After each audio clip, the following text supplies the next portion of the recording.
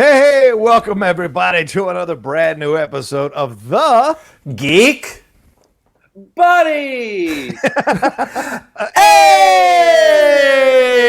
Look at that. You did good. You did good. Great stuff, Mike.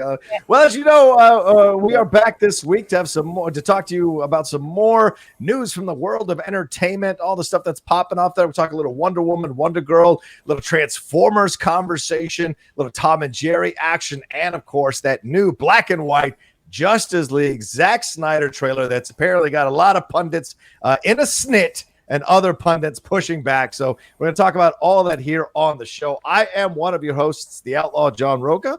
I am one of your hosts, Michael Vogel. And I'm a guest, Mike Kalinowski. That's right. Shannon McClung, you see him down there in the graphics right there. He could not make the show today, but he is with us in spirit. So we left his graphic up there to let him know he's riding and dying with us today as well. And he's kind of like, what's he doing? He's like, that's actually a good face. That's a pretty good Shannon, actually. You have to make that face, and then when me and John get in any kind of like argument that starts to get a little dicey, you have to go, well, I've got nothing to say right now.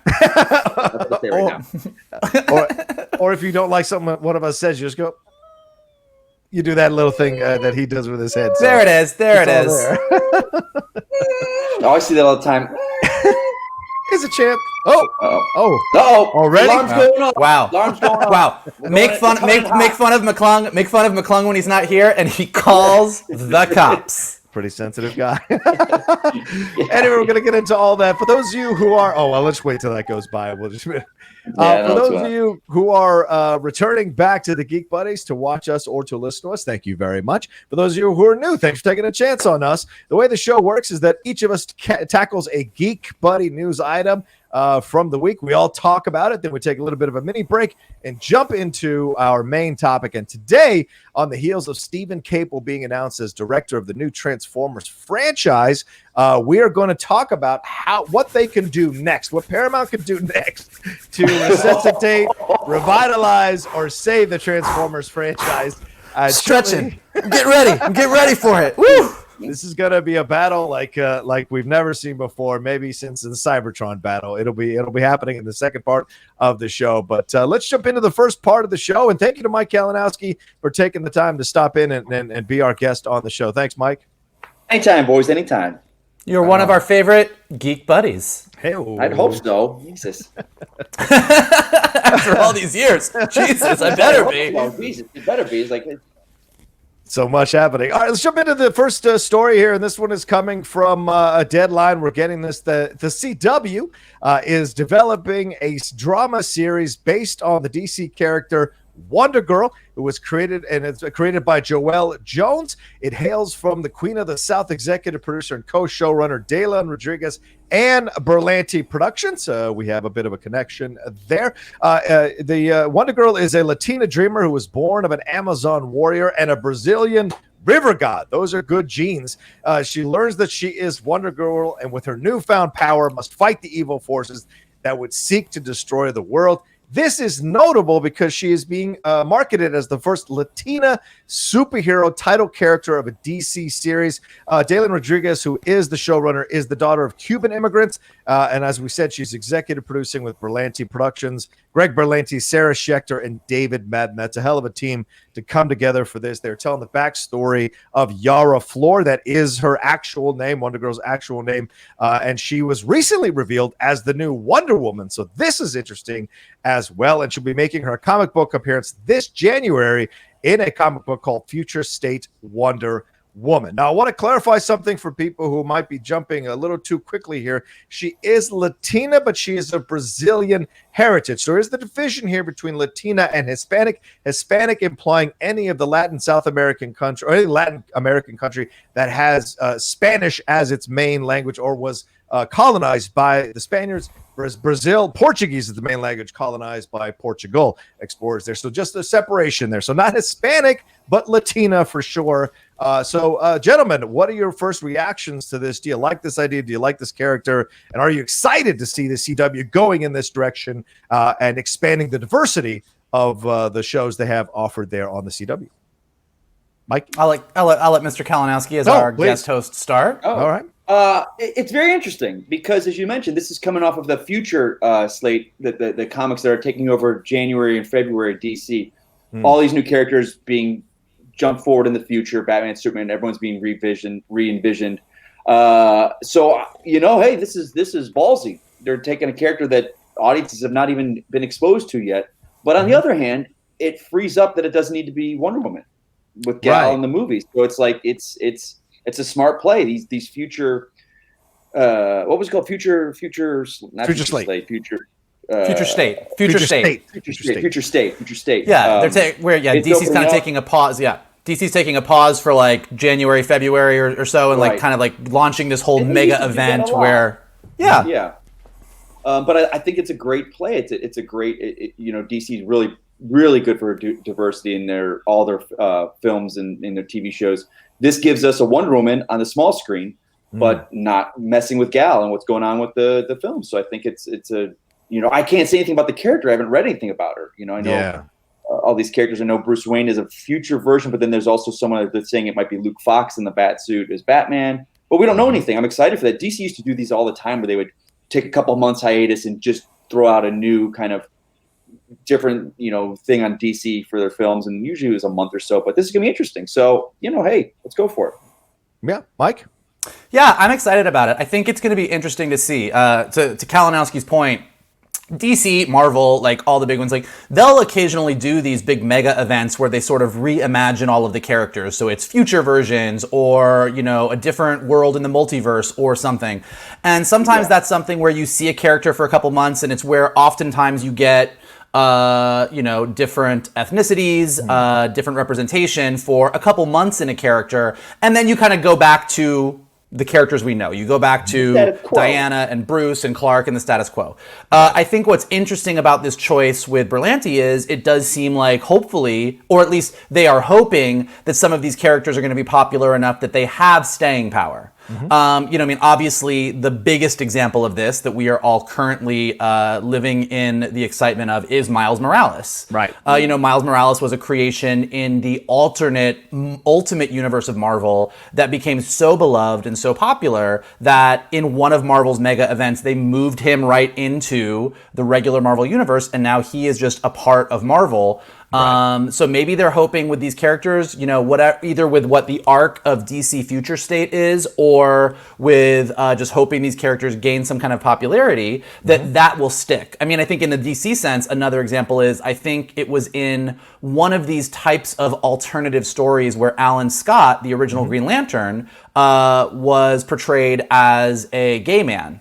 And that was something that has kind of stuck as well, that I think most people now assume or think of Alan Scott as gay. So like, I do think these kind of big arcs, these big kind of multi-universe things in the comics where they sort of reinvent everybody, sometimes I think people can feel a little bit shafted. It's like, you gave me a Latina Wonder Girl a Latina Wonder Woman for 2 months, and then we went back to the white people. But I think that because CW is doing this, because Berlanti is doing it, they're hoping and going to try and really make Wonder Girl, this Latina version of her, a new thing.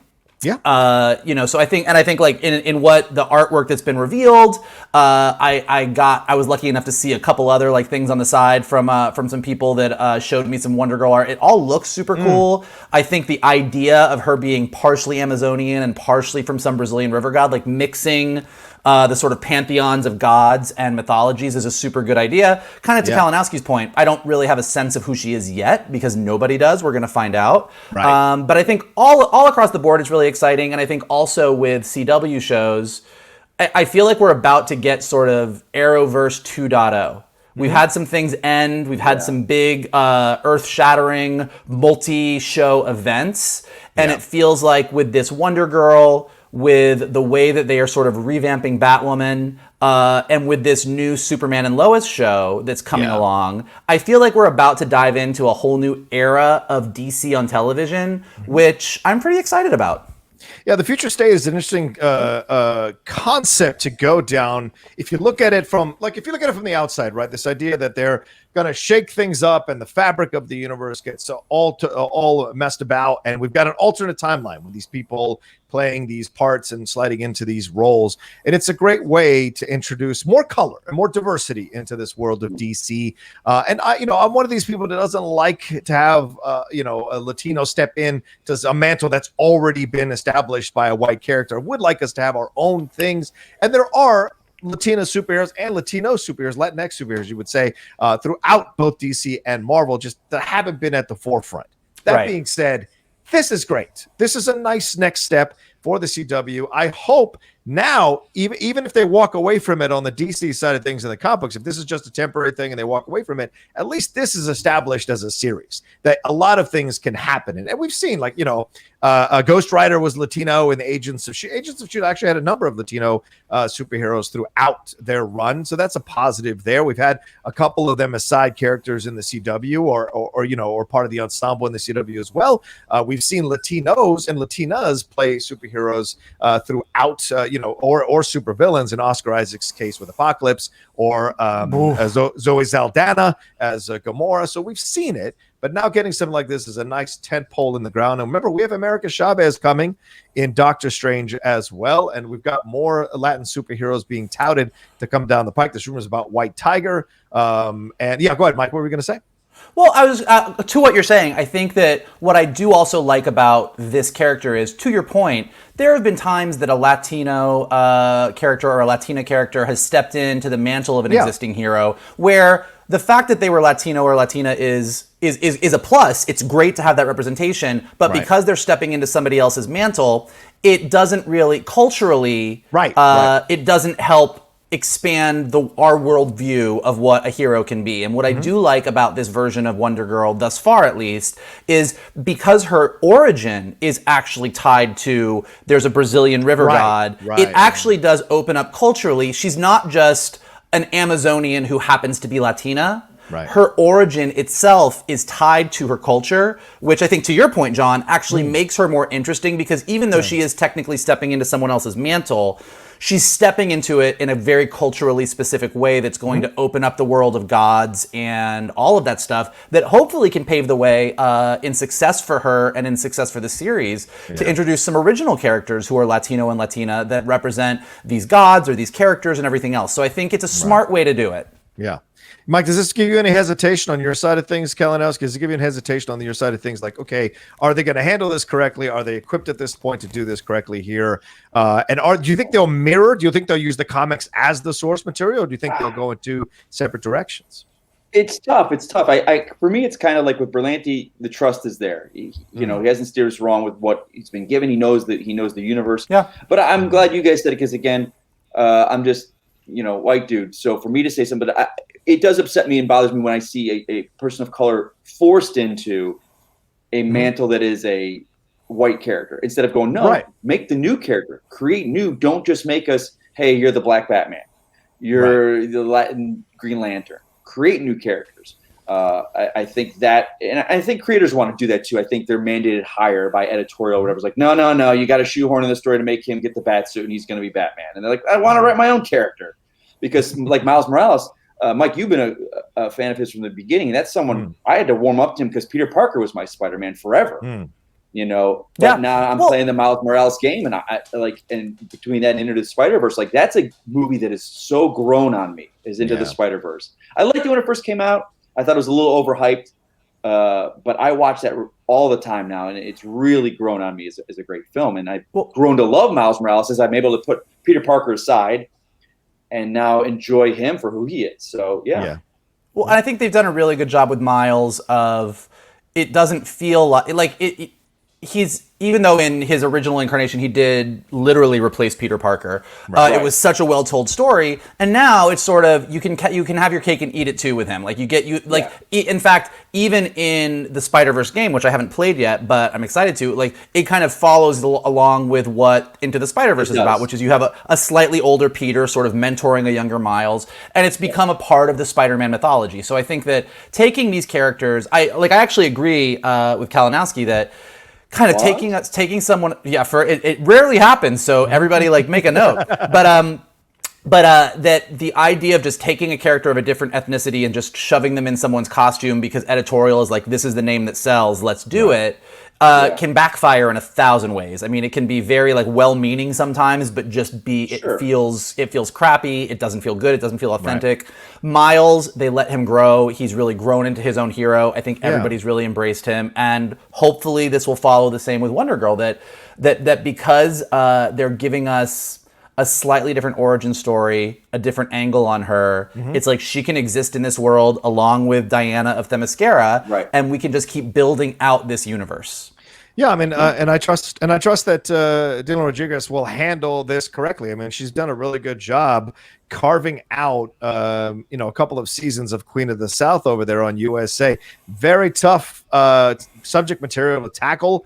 You know, she's the female drug lord and what that's all about. You know, with Alice Braga, who was in, of course, New Mutants as the I think she's the head psychiatrist or whatever, the mental ward. So she's proved that she can, drive a Latino or Hispanic, or I'm sorry, not Hispanic, but Latino-driven story for a couple of seasons on a network and make it work and drag and attract enough viewers to keep people coming back to see it and get it renewed. So that's a positive overall. And like you say about Miles Morales, Kamala Khan as well as Ms. Marvel, and that is Marvel, obviously, but Kamala Khan has been allowed to be her own thing with her own culture and her own thing. So hopefully that is the blueprint. And I feel like it will be that they go down here with this and exploring more of the Brazilian stuff as well, South American stuff as well. Yeah. Yeah, it's really funny. I was thinking of Kamala Khan, and I didn't even use her as an example because in my mind, she's actually completely her own hero. Although you're 100% correct. That is a pre-existing name. But I think to the fact that I didn't even think about the original Miss Marvel, that shows how good Marvel has been at really grounding her in her own story to the point where it doesn't feel like the white Miss Marvel in a different outfit. Kamala Khan is her own thing completely, and she really has embraced that. So 100% accurate on that too. Yep. I feel that way too. All right, let's move on. We'll see what happens. I mean, it's going to be a bit before we see this thing. Certainly the comic book comes out in January. And as Mike both pointed out, this thing is going to be massive. There's going to be Batman stuff involved with this, Catwoman, Harley Quinn, Nightwing, Robin Eternal. There's going to be Superman, Immortal Wonder Woman, House of L. There's all kinds of stuff going. Justice League, Suicide Squad, Flash, Teen Titans, Shazam, Swamp Thing, Aquaman. This is going to be a massive explosion. So it's, of course, as a comic book company, it's a great way to get your money all over again. But hopefully, it's so funny. They originally, before they had these big layoffs and stuff, and before who was the guy that was the big head that was laid off over at DC? Was it Didio? No, he was at Marvel. Maybe him. Who was it?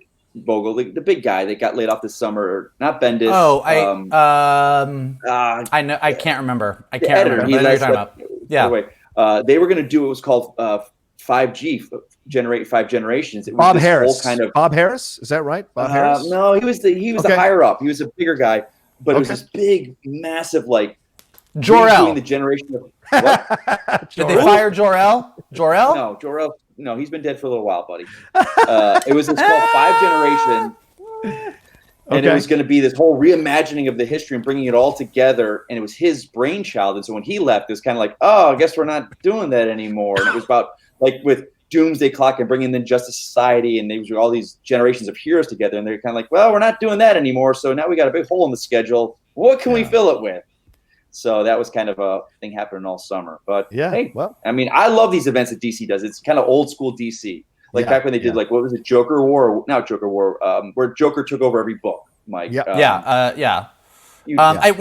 it. I mean, I've fallen behind. I've fallen behind on my comics reading. So actually, in looking at this, I was kind of like, oh, this is actually a good opportunity, sort of do a little bit of catch up and then jump on here. So I think that's what I'm going to do. So I'm excited about it. Yeah, absolutely. Look out for those folders getting full again every month. All right, let's move on to our next thing. I think who's tackling this one, Mikey? I believe this is me. Yeah. And speaking of representation, we have another movie trailer that just dropped this week, and there's not enough cat and mouse representation in cinema. So it's very exciting. The trailer for the animated live-action hybrid Tom and Jerry the movie from Warner Brothers dropped and has caused a lot of conversation. Well, here's the synopsis. One of the most beloved rivalries in history is reignited when Jerry moves into New York City's finest hotel on the eve of the wedding of the century, forcing the event's desperate planner, Chloe Grace Moritz, to hire Tom to get rid of him. The ensuing cat-and-mouse battle threatens to destroy her career, the wedding, and possibly the hotel itself, but soon an even bigger problem arises, a diabolically ambitious staffer conspiring against all three of them. So obviously, with a movie like this, plot not the most essential part, but what is really cool is the way that they've done the effects. A lot of people are comparing it to Who Framed Roger Rabbit. It definitely has that kind of vibe. Because they're going out of their way to not try and make Tom and Jerry look CG real. Like, like we've seen a lot of versions of like the live action Chipmunks movie or even the Sonic movie where you're taking a character and you're putting them in the real world, but you're texturing them. You're giving them actual hair. You're kind of trying to make them feel like they are real.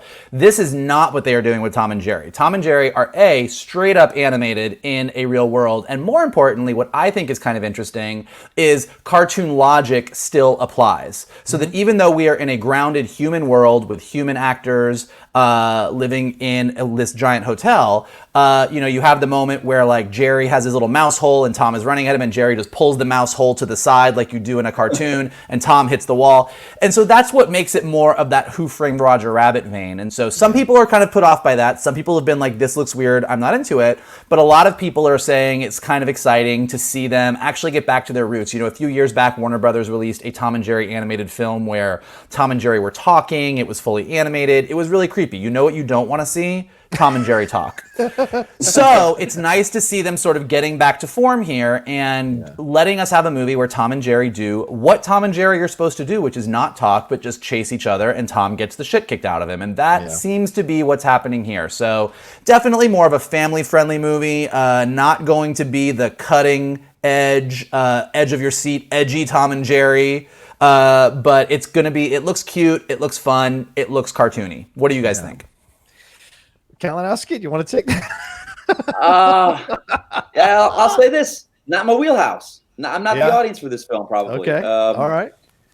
Are they going to have the lady who we just see her stockings and she's always up on the chair? We're going to have that in there? Because if that's in there, I'm on board. I don't know. That's all I know. That's what you want? Like, Thomas, you just want Thomas? You just want a tall lady in stockings. Well, that's what you're looking for. There are some leg shots. Yeah, the leg shot. Thomas. She's always chasing with the broom. I don't know if that's that might have been a thing for a different time. I'm just saying. Will she be live action or that can be real? Because it's going to be dicey. That's dicey. Yeah. Well, nice. That's all. I don't know. Like Tom and Jerry. Okay. All right. Yeah, I like the trailer. I thought it was cute. I mean, I'm not going. I wouldn't go into this expecting too much. Good cast. Rob Delaney, very funny on Deadpool 2. Obviously, Chloe Grace Moretz, Michael Pena. Nice to see them all get involved in this. Certainly looked like they spent some money on this one, and the combo of live action with cartoon or animated rather, it's always dangerous. It's always dicey and it always can get people in and out. Remember that Jenna Elfman, Brendan Fraser one with Looney Tunes that was like, oh yeah. But people love Space Jam. So, and like Roger Rabbit. So I think the number one thing at the bottom of this is it a good story? And is it a fun story? Will it distract you? Will you enjoy it? Will you have fun? That's all that matters. The combo of the two only works if you have a good story. But I'm a little concerned. Although Costello, the guys, was it Keith Costello or Kevin Costello? He did Brigsby Bear, which a lot of people enjoyed as a kind of one of these smaller films that has a niche audience that enjoys it, and it's an unusually written film. But the director of this is Tim Story, who I think most of us saw doing the ride-along films and doing those terrible Fantastic Four films, in my opinion. Yeah. In the big scheme of things. In the big scheme of things, they are now the less horrible Fantastic Four films. So at least they've got that going for them. Those are like, not bad. Like I went back, the original Fantastic Four. I think my brother turned it on because it's on Disney Plus now, and he had it on, and I watched it. I mean, and it's still horrible. Yeah. But having watched the other one, I'm now like, well, at least this one's charming. I don't know. Yeah. No, you guys are 100% right. Look, here's what I'll say. As someone who is the animation nerd of the group the most, and B, like kind of works in that family entertainment thing. When you see a trailer like this, like I think that there's always the fear because I think 90% of them, the story is kind of cheesy and dumb and it doesn't the story is like usually not the strongest, I'll say, like for most of these. I mean, I think at the top of the bar, when you have these animation live action hybrids, you've got your Who Framed Roger Rabbit, which is a classic, is amazing, has a great story, has a great script, was a cinematic achievement. It's just the top of the game. And then you have like, there's a giant drop when you get to the rest. I think when you get this first trailer, here's the things that I like about it. They clearly spent money on it. Yes. The blend of animation and live action seems well done. It looks like they worked hard to have a specific viewpoint. The fact that they're clearly making them animated, like it has a clear viewpoint. And like I said, the fact that Tom and Jerry aren't talking. They designed a movie that is what Tom and Jerry is supposed to be. Like Tom and Jerry is famous because they chase each other. There's cartoony hijinks. So they've created a movie that allows them to do all those things. So there's tomfoolery. There's tomfoolery and shenanigans. So like from an animation like fan standpoint and also from like that sort of executive minded standpoint, it's like you've already crossed a few hurdles that most of these movies don't get past. Like the characters are doing what they're supposed to do. You spent money. It looks decent visually. Now, to Johnny's point, it really is kind of all up to the story. I would say probably the story will be fine. It looks like the story will be fine. But hopefully it'll be fun. Did I break up? No, it's me. It's me. You guys keep going. Keep going. That's a good look for you there, Johnny. But Mike, good look on your face. Let me switch the mic. I probably won't see this film. Just not my wheelhouse, not my thing. But hey, that movie's probably not made for me. But then again, I wasn't a big Tom and Jerry fan as a kid, so. No, that's a shame. Like you do an Animaniacs film like this, or Pinky and the Brain, I'm there. I'll be there. Gotcha. So you're gonna watch Animaniacs this Friday on Hulu then? Sure. I'm more of a Pinky and the Brain guy than I was Animaniacs. Well, Pinky and the Brain are on the show too. Do you not watch trailers that aren't Justice League Zack Snyder? Like, do you watch the other things that are out here in the world? It's not DC. Nothing that's not DC. I don't care what it is. I can't. He's made it clear. Only DC. At least he said it. Apparently, I'm going to agree with you once in this episode, and that's it. Nah. All right. Well, we'll see what happens. It comes out soon. But I mean, Tim's story. If it wasn't Kevin Hart, I don't know what Tim's story would do. Three out of his next 4 movies are with either Kevin Hart or Ice Cube, and it's mind blowing. Yeah. The Monopoly movie, Kevin Hart, right along 3. Obviously, Kevin Hart and Ice Cube. My Own Worst Enemy, Kevin Hart. And then Humbug, which is apparently a Scrooge one. Ice Cube is playing Scrooge. So interesting situations. Okay. But all right. Hey, I'm all for new interpretations, especially starring people of color. So why not? Let's have some fun. And we'll see. All right. And what's our next thing we got to get into here? While I fix the camera. Go ahead. That's my turn, isn't it? Yeah, it is your turn. So we're talking. They had a drop. Well, first of all, I didn't realize this. The DC fandom trailer for Zack Snyder's Justice League was taken offline. A lot of people were saying, problems. And they said, let's pump the brakes. No, it was a rights issue with the music. We only had it for a certain amount of time. So we had to get the renegotiate the rights because it's back up. And I'd heard there was room. They would talk about this trailer dropping, and it dropped with a little bit of new footage added in it. Yeah. And black and white. And the internet is in an uproar over this. It's in an uproar. I found out now anytime something Zack Snyder comes out, there's going to be half the people are going to destroy him and take everything away from it.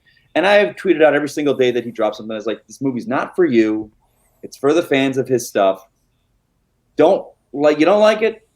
Because these people that are passionate are going to be like, when it drops, like, hey guys, for my Patreon supporters, for $5 or more, you get my review, and for $10 on the Patreon, you can do a watch along with me. So support me. I'm going to bash Zack Snyder all I want, but please support me because I'm going to use this film to support myself.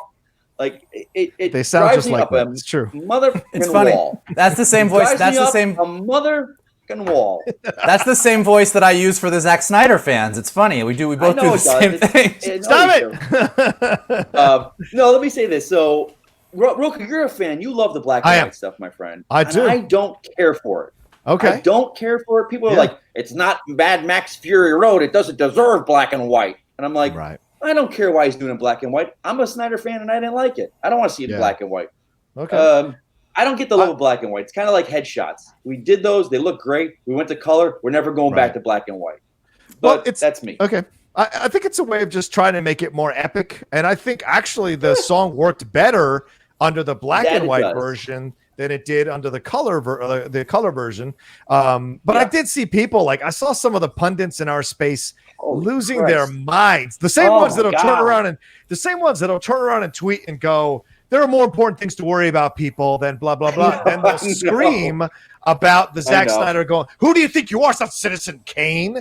You know, I don't want to call out the people that said that or retweeted that or whatever. I'm just like, guys, it's just he's a director releasing a trailer for a movie he's got coming out. So he put in black and white. What's the big fucking deal? Like, I just don't understand why Zack Snyder elicits this kind of reaction from people. And then they turn around and cry about the Zack Snyder fans coming after them. Yes, because you poked the bear. You go to them and you knew exactly what the fuck you were doing. So stop playing victim and stop playing innocent. And once you talk shit about Snyder and Justice League, they come after you. You know that. And you being condescending or dismissive of these people, I think is a mistake. And Rocha, you and I are two different sides on this. I mean, we both love Snyder, but you love Man of Steel, you didn't like BBS, so it's not like you're 100% like I am. We're just like, people are all like, shouldn't we be able to critique a movie? It's like, you're not critiquing a movie, you're critiquing a director. And you're critiquing the way that this guy, he didn't champion this film to get made. He wasn't out there saying, let me make my movie, DC. No. This film was done. He was out of it. The fans did this. That's they raised fair. The he was out of it. Board. They raised the wait. Hold on. He was done.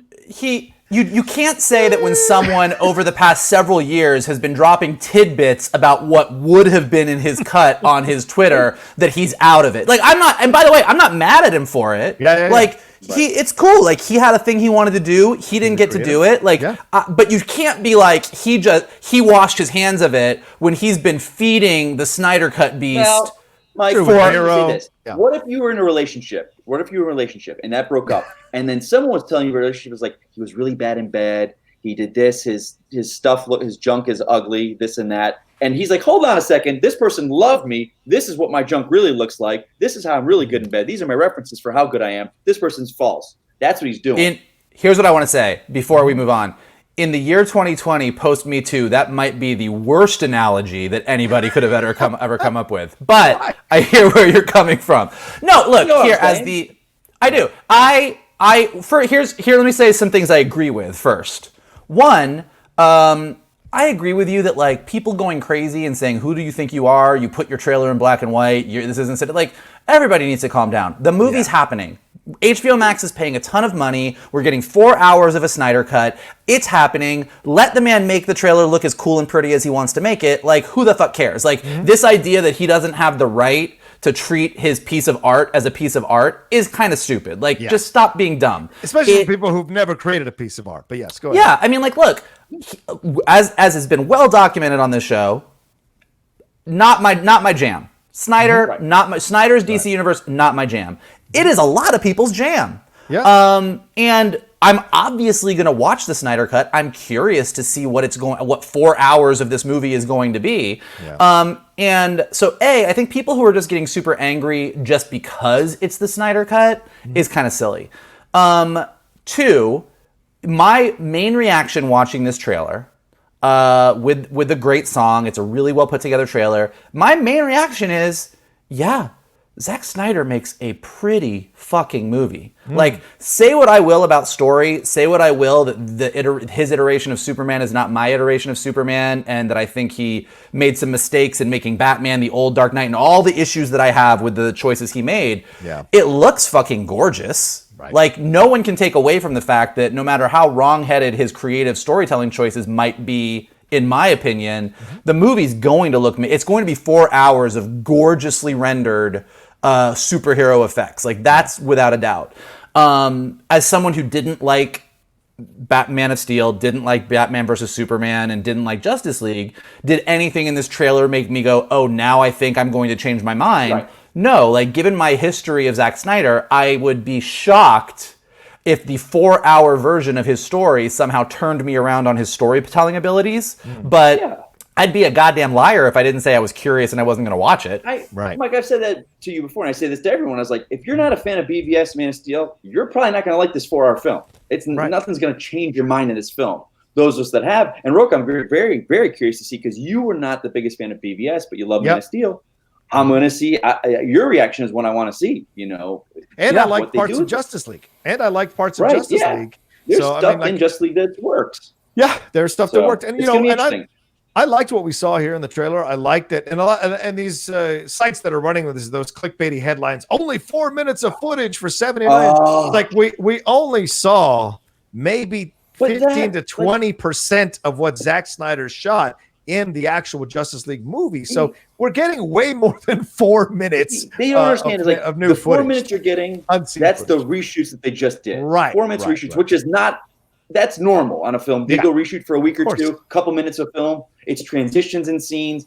He already has, what do you say, 2.5 hours of film you haven't seen yet? That was his cut. That was most of the money. Most of the money probably went to rendering and fully, either rendering and doing the special effects for the stuff that was shot that they never fully went in and did the effects on, or redoing things. Like it's really funny because I have never cared to see the Snyder Cut. I was never like, this is, and I didn't, but the fact, and we said this when it was announced, it totally makes sense for HBO Max. Like, this is going to be something, this, like, I don't know that HBO... going to theaters right now? This is a happy accident for them. I don't think that HBO Max has had an original release thus far that will be on the level of the Snyder Cut. So from a business standpoint, it 1,000% makes sense. And anybody complaining about the money put into it, like HBO Max is going to get that back 1,000-fold given subscriptions. Like from a business standpoint, it makes sense.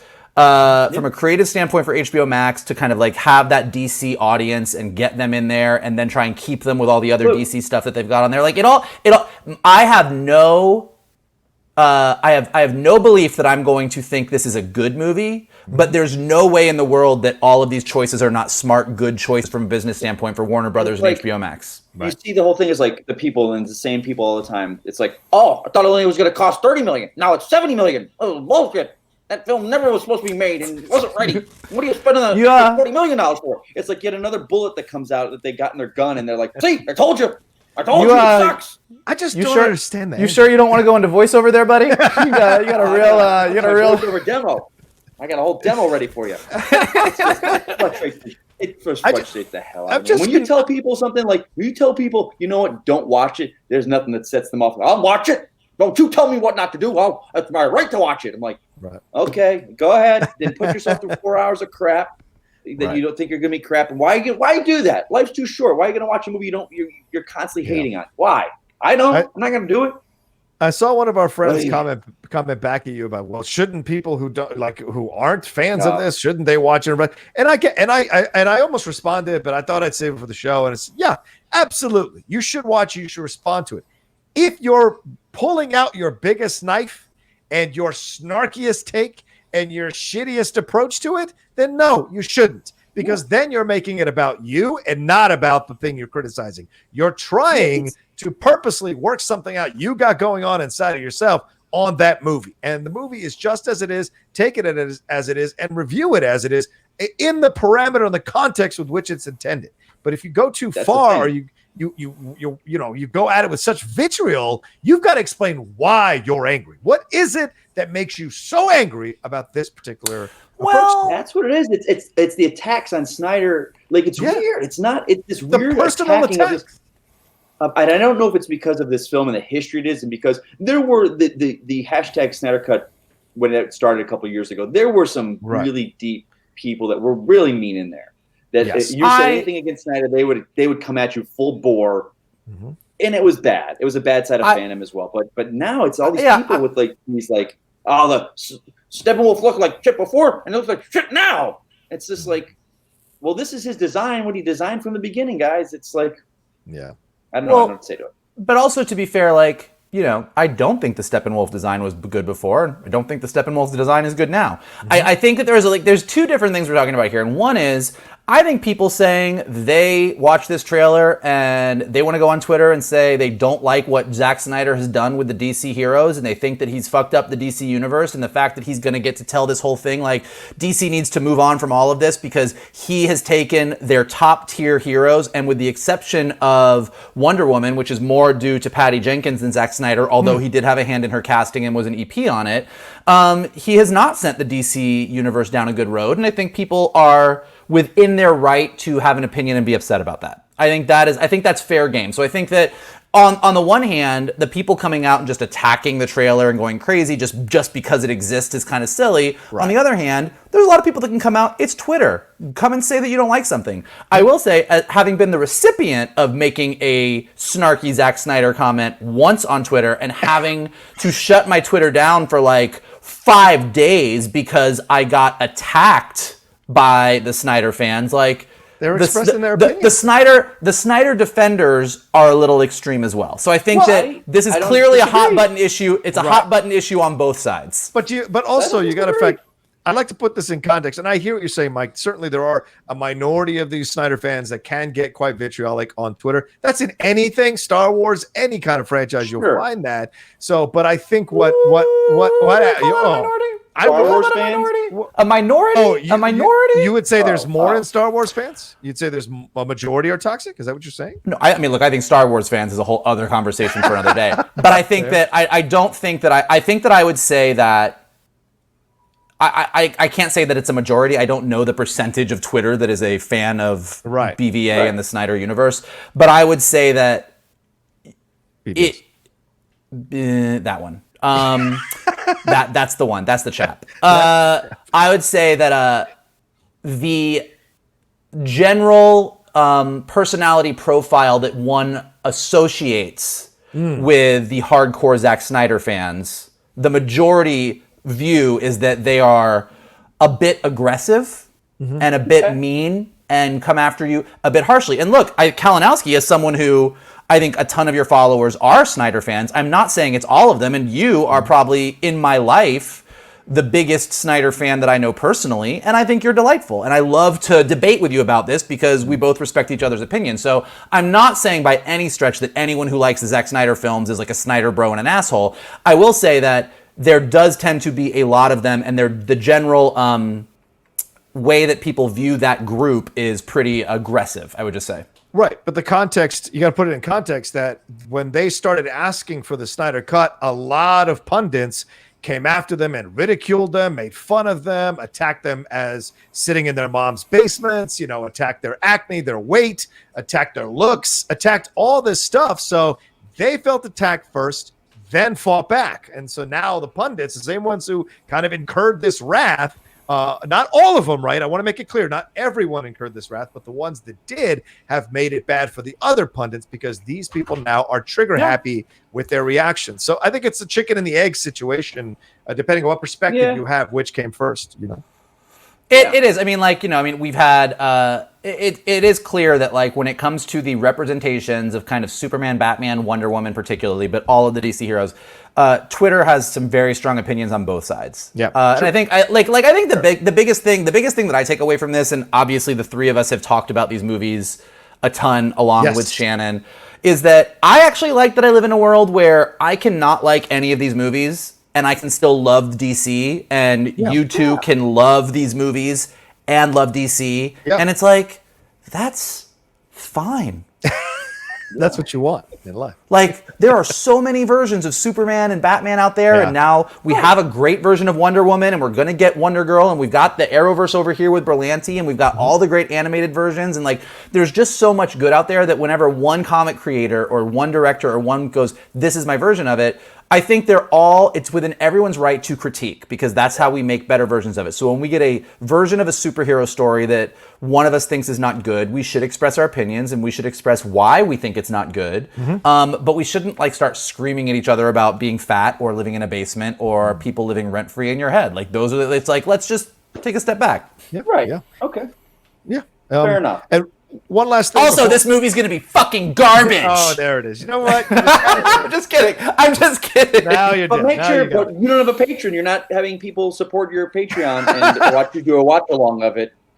So there's that. By the way, although I will say, the four of us, when Shannon's back, doing a watch along when these things come out might not be a bad idea. Great.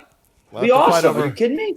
Tell you what, we'll split it between my page and Kalinowski's page. We'll split it up between them. You can't listen to it, though. You have to watch it so you can see how far my eyes roll back into my head while I'm watching. And me going like this to you. I don't know how many times we'll tell each other. Just shut up a second. All right, anyway, one last thing before we leave the world of DC and jump into our main topic real quick. There were rumors that came out that WB, and we've known this for a little bit, Mike, through some of the connections we have, that WB has been considering dropping Wonder Woman in streaming. The new news is now that they would drop it still in December in the theaters, and then almost a week or two later, drop it for streaming at HBO Max. What do you guys think is the possibility of that actually happening? Real quick. I think high. Okay. I don't want to say that particular thing happening or going to streaming? I think that particular thing happening. Okay. There are a lot of places right now for the moment where movie theaters are still open. Yes. I think that the theater chains desperately want a giant tentpole movie. Like, no one is going to rush to theaters for the Kevin Costner, Diane Lane, Let Him Go Fit picture or Croods 2. Right. But Wonder Woman, I think movie chains are desperate to see, will people actually come out for this? Like, is there a light at the end of this tunnel? And I think that the deal might be, let us have it for 2 weeks. Let us have it for a month. Like, let us have it for whatever. Let us just see who's going to come out, and then let it go to streaming so that the world can see it and you get your subscribers. Like, I think that it's been so long. Like, I was actually speaking with this to some friends last weekend. Like, I think a lot of movies right now are also suffering from trailer fatigue. Yeah. Like my excitement for Wonder Woman 84 when DC Fandom released the new trailer was high. I've now seen that trailer 95 bajillion times, and I'm just less excited. Not because I think I'm stoked for the movie. I'm intrigued. I want to see how it goes. But when you see a trailer 15, 16, 20 times, and you're sort of still teased on when you're going to get it, you just start to lose interest and get bored. So I think they're kind of reaching that point where it's like, we just got to get this thing out. Yeah. Fair point. Mike? I'm completely opposite side. I think this country is on a precipice. Precipice, is that what the word? Precipice of this virus. People are, we're locking down again. California's going to lock down again. New York's already locking down. California, New York are the two biggest box office, whatever you want to say, all over the world, all over the country. I know that, but it's California and New York. That's why Tenet didn't do what it did, because they couldn't get New York and California. I think Wonder Woman, the people will be there for it when the theaters come back. This is a film to be seen in theaters. No one's talking like Black Widow. That's already been delayed. No Time to Die. Biggest Bond fan in the world I am, and I don't want to see it on streaming. I think No Time to Die. There was that talk where they're going to do it, and I think Apple is offering them $600 million to MGM to buy it, and MGM was like, nope. They offered us. We're not doing it. Bond's going to be seen in theaters when it's the right time. Right. Scarlett Johansson come out saying, we want you to see this film. We want it to be seen and enjoyed in a theater at the right time. Yeah. That's the way it goes. This movie's not going to make money if you do that. It's not going to make a lot of money in theaters. I don't think it is. And around the holidays, you don't need people cramming in theaters right now. You don't. WB's got to think about this country and about smart. And you can't. People are like, cancel Christmas, cancel Thanksgiving. That sucks. What are you doing? It's like, we're not going to have a Thanksgiving, Christmas next year if you do this. Don't do this. Let's suck it up for 1 year, for this one time. Get us through this. And 2 vaccines on the way. We can do this. Just hold on. Hold off. I agree with all of that. I think the issue is, look, I think what Disney and Marvel did with Black Widow was smart, which was they jumped a year, which sucked for everybody, but it puts it far enough outside of this question zone that it's like, once you get over the disappointment of we're not getting it until next summer, you go, okay, well, that's pretty much a guarantee. It's pretty safe to say, well, knock on wood, but with the vaccine coming, with everything going, you never know. But it seems like the surest bet is by next summer we should at least be able to go to a movie theater, even if it's still sort of limited capacity or something. I think what Warner Brothers did, I think Yeah, but I think what Warner Brothers did with Wonder Woman, and I think why they're probably going to just decide ultimately whether they skip the theater thing entirely or whatever, is just to get it out, is that it's living in that, oh, well, it's going to be the end of the summer. It's going to be in the fall. It's going to be here. And you like it's like and they keep hedging it, and I think interest is waning. Yeah. Like my interest isn't waning in Black Widow because I've accepted that I have to wait. So it's sort of like out of sight, out of mind. Right. But Wonder Woman, I'm like, well, am I getting it? Am I not? Just fucking tell me at this point. Yeah. Right. That's a fair point. I think they need to go. We're coming out next year. It's the right decision to do. Yeah, you're smart. I mean, Bond did that finally. Like, nope, we're coming out a year after our original release date, April 2021, and we're like, okay, that's it. Yeah. I get you, man. I get it. I think what you said, Mike Kalinowski, is a great point. Is when you said, we don't need people congregating in theaters over Christmas. We don't need that temptation there. This is one of the reasons why they're putting all these lockdown measures into effect the week before Thanksgiving, because they don't want people getting together on Thanksgiving and super spreading this shit all over the place. We're already seeing so many stories about weddings where people go to these things and they start to spread their thing out to other people. So it happens. Yeah. You don't want that happening for him. And it's a bad look for WB because already Nolan took a hit with WB for Tenet. Man. And so now you add to do with that. Right. But then again, you've got WB again trying to push people to go into a theater for a movie and tempt them with a movie. So again, it looks bad on WB to do it twice in 1 year during a pandemic. So it's a bad look overall. And I'm with you, Vogel. Just kick it down the road. Give us enough time to forget about it. And when it comes up again, we'll be happy because it'll remind us that we're back to normal and we can enjoy a film again and safely in the theater. So I don't know. All right, let's take a little bit of a mini.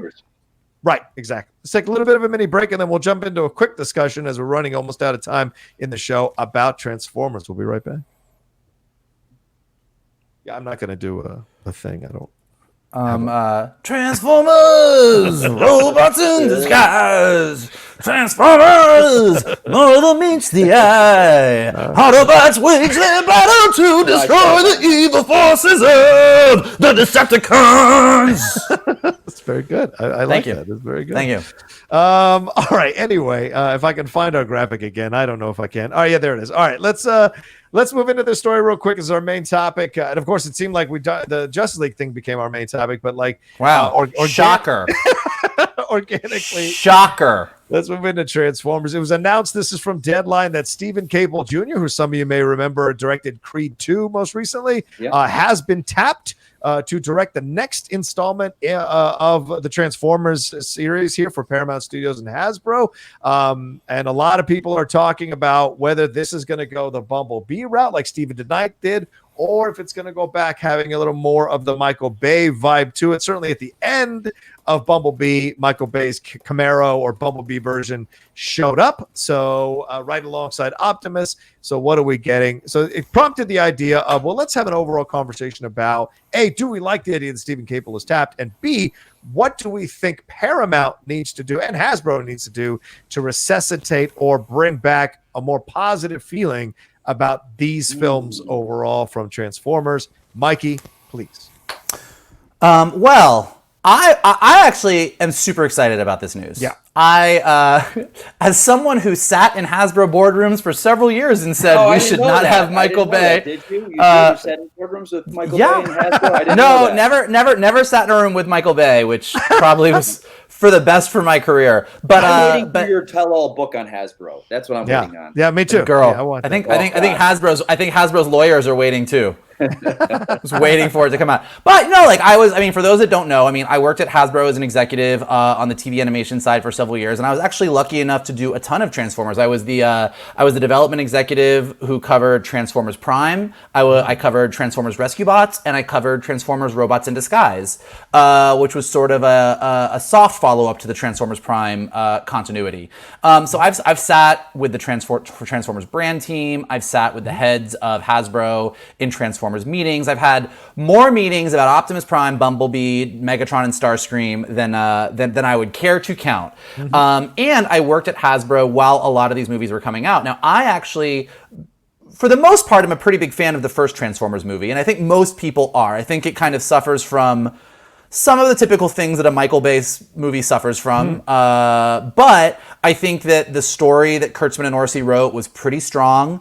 I think that I felt good about it. You still kind of got into, once you got past Optimus, Bumblebee, and Megatron, like the Transformers started to look a little bit similar to each other. Maybe it was a little more violent. It kind of got a little bit overstuffed by the end, but like it was a solid Transformers movie, and seeing the Transformers come to life was huge. But from Transformers 2, Age of the Fallen, is it Age of the Fallen? Revenge of the Fallen. Revenge of the Fallen.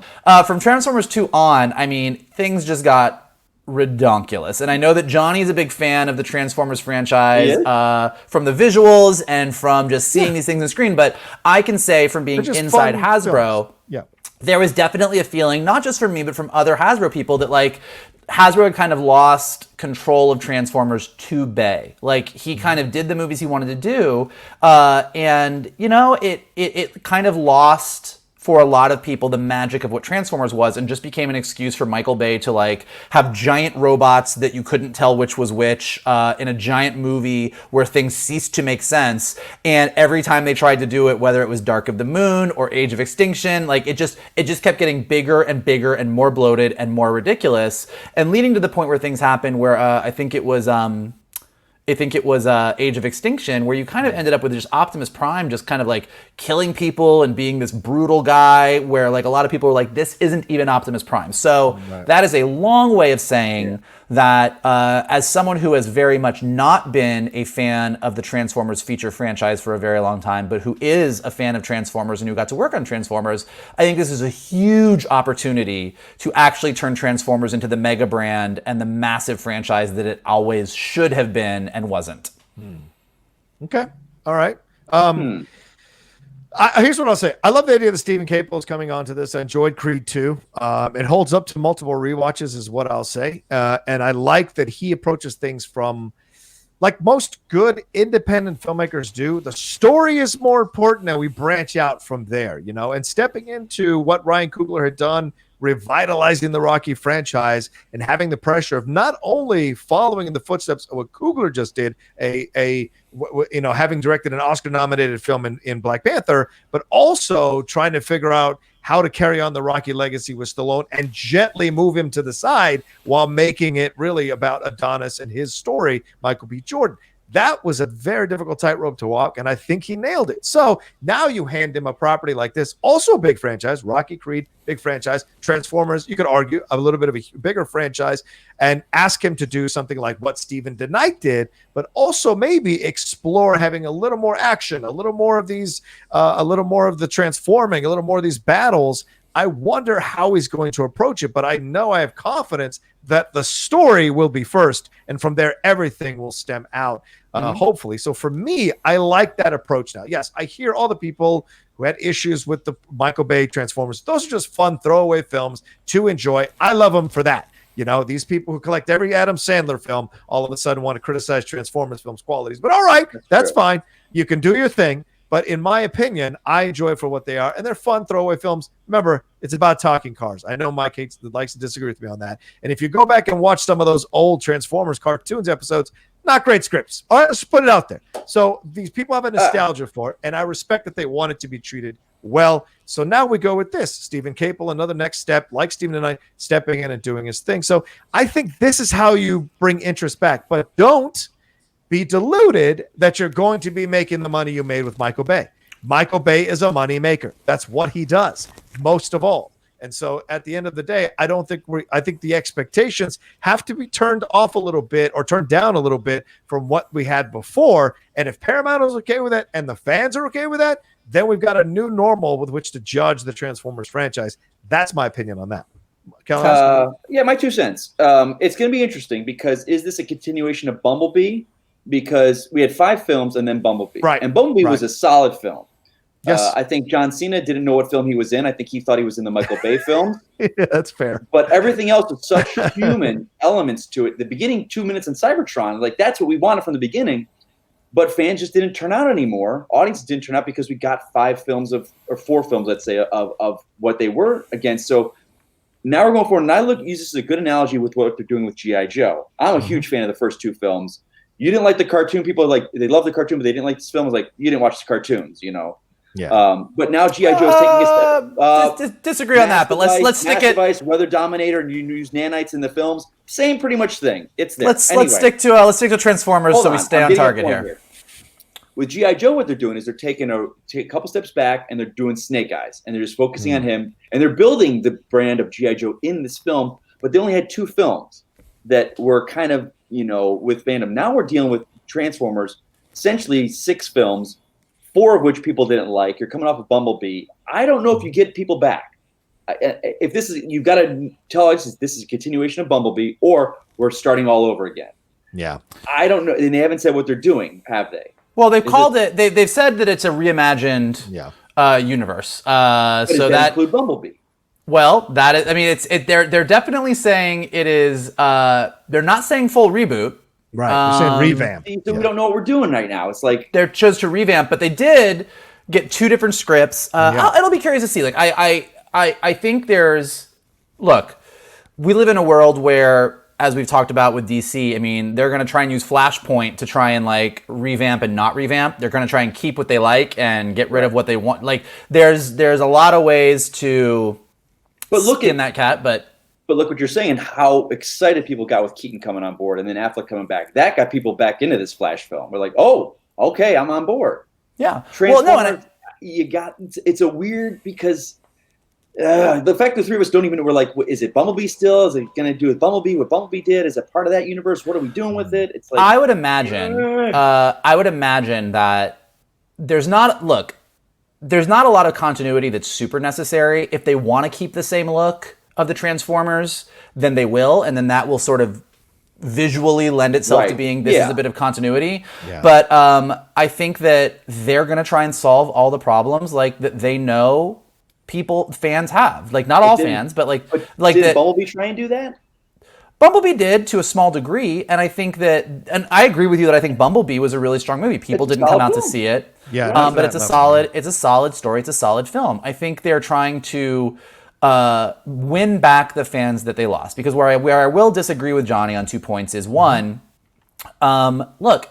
We live in the age of revamps and reboots. Like, to say that because the 80s cartoon was cheesy, that we shouldn't be excited about talking cars. Like, we have built an entire culture out of taking things that were cheesy back in the day and doing higher end versions of that, whether it be the She-Ra reboot on Netflix, the Voltron reboot on Netflix, like all of the various reboots that we are in the process of getting right now. So when you had something that was one of the top toy brands, one of the top television series for kids in the 80s, even though, the scripts were cheesy, the animation wasn't as great as we remember it being, just like all of the things we watched. There was definitely something. Bashing it. That's not me bashing it. No. But I'm saying, like, there's definitely a magic there. And from more of a business, from a business standpoint, there's people that loved it, and there's money to be made. And the problem with the Bay Transformers movies, I do agree that with John that I think Paramount and Hasbro need to sort of settle their expectations. You're not going to have some brand new revamp of Transformers come out and all of a sudden be making Michael Bay money. Right. Like, it's just not going to happen. So you just need to accept the fact that that's not going to be the case. But, and again, having been at Hasbro and knowing this, one of the issues with the Michael Bay movies was, as much as the movie box office was huge, 2 things really hurt it from when you think of like the longevity of brand. One, kids could not distinguish, once you got past Optimus Prime and Bumblebee, they couldn't tell you who any characters were. So the kids that are running around today that can tell you every single Avenger and what their powers are and what they do and know the differences between all 4 Ninja Turtles and know who Spider-Man is and know who Miles Morales is and like know every detail of these characters, when it came to Transformers, they were like, that's Optimus Prime, that's Bumblebee, and that was it. Yeah. And that led to the second issue, which is those Michael Bay movies did not sell toys. So like when you have a brand, I did not know that. Okay. So when you have a brand on the level of Transformers, and yes, the movies are making bajillions of dollars, but you have this brand that has the power to be as strong and popular and beloved as the Potters, the MCUs, the DCUs, whatever, and it's not reaching that potential. That's the issue. So I think that's what they're going to try and solve for in this new sort of revamping of the franchise. And the problem is with the design of his characters, Bay, with those million different parts. I remember the toys, they didn't transform. You had the Right. robot, and then you had the vehicle. And it's like, because you can't transform it because the way it looks, it doesn't transform. That's fundamentally a problem. I mean, they had both. You're always going to have Transformers that transform, but yes, you are correct that the style of those characters made them very challenging to turn into toys. That's one of the things that you have to look because Michael Bay was so anal about how each of those Transformers looked, ironically, because he wanted to see like every single movement as it transformed. And I think if I remember on some of the behind the scenes stuff, like some of those Transformers had 270 to 600 different moves specifically within their frame that they would do to transform into the overall thing. So putting that into a toy is almost impossible. So that's the kind of, the balance you have to do. But if it's not selling toys, you guys know as people who know animation, Mike, you're obviously an executive, if stuff ain't selling toys, they'll pull the plug on that quick. But, he was making enough money-wise on the movie side to stay alive. But now you wonder if this revamp will essentially mean that they can reboot this whole thing and make some money off the toys as well as the movies. Yeah, what I hope they really do, and I know they know this. I mean, I've been in meetings where they talk about it. So I hope it comes out in this new script, and I hope it comes out in this new story is, as cheesy as it is, which Johnny's correct, there is a core mythology to Transformers that the people that love Transformers love. Yep. There is this battle on Cybertron. There is this ideological battle between the Autobots and the Decepticons. There is this idea that Optimus Prime and Megatron at one point were basically like brothers, like had similar views about what needed to happen on Cybertron, and then there was a schism between them where they split off.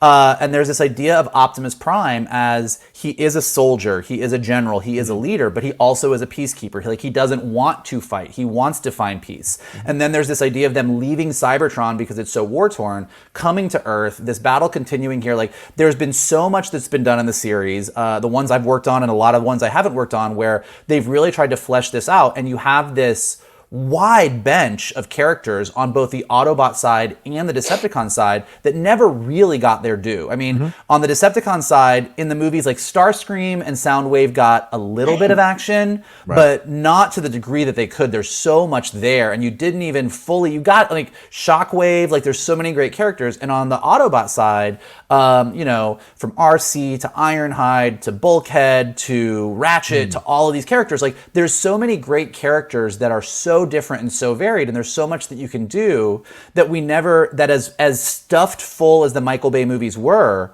the characters of the Transformers never got to take center stage.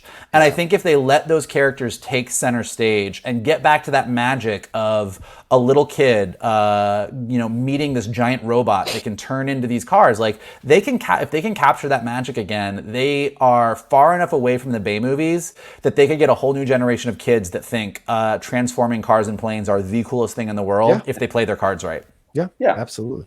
I look forward to it. I hope they do, because even if I like the movies now, I want people to overall enjoy them. And it's been my experience that a lot of people I know don't, and these pundits and critics pull out their snarky takes for Michael Bay's Transformers movies as well, who've never created anything in their lives, pull out their snarky takes to go after those movies as well. So I would like it that we all got on board and enjoyed this franchise. So ultimately, I'm in that place. All right. Anyway, that's our Geek Buddies episode for today. Thank you so much to Mike Kalinowski for stepping in. My pleasure, for our gentlemen. My pleasure. Report. Thanks for coming. Mike, where can they find you and everything you got going on, my friend? Yeah, you can find me at Mike Kalinowski on Twitter, Instagram. I'm doing a Mandalorian review show on the SDN network. We do the 9:30 Friday mornings, hot and fresh, coming in spoiler take for you guys on the Mandalorian every Friday. That's the Mandalorian. That's the Mandalorian. And Mikey, where can they find you? Since we don't have Shannon to do our stuff. My God, yeah. Oh God, I'm not going to do the Geek Buddies stuff. I can't do it. You can find me at MKToon on Twitter and Instagram, and Johnny will tell you where to follow us as far as the Geek Buddies goes. we're like useless without Shannon here. Look, I see that. Jesus. He's our guy. If you want to follow us on Instagram, you can follow us at @the_geek_buddies, or on Twitter, you can follow us at geek_buddies. There, go and give us a follow. Mike and Shannon are really great at putting up material and stuff for you all to enjoy daily from both of those accounts. So don't don't not follow us. Definitely follow us there. You can follow me at The Rocha Says on Twitter and on Instagram. Please subscribe to the channel down below. Leave a like, leave a comment. All of that elevates the visibility of the show. And if you're listening to us on the podcast stream, give it a review and give it a like. And most of all, more than anything else, share the video, share the podcast with everybody you know who talks geeky stuff with you, so they can come aboard the Geek Buddies train and build out our crew of people more and more. So there you go. I was here. I could have done my part, but apparently, well, you threw it to me. I'm sorry. I was going to let you do the Shannon part, and then I had a whole bit. I had a whole bit about being more than meets the eye, and that's why you should follow us, but I didn't get to do it because you took my part too. It's fine. Go ahead. It's fine. No! You know what? Do what you want to do. It's the Wild West. Go tweet somebody about the Snyder Cut. I don't care. All right. You can revamp it, Steven Caple. Go ahead. Cool. All right. Thanks, everybody, for watching this week, and we'll see you next week with another brand new episode of the Geek Buddies. Hey!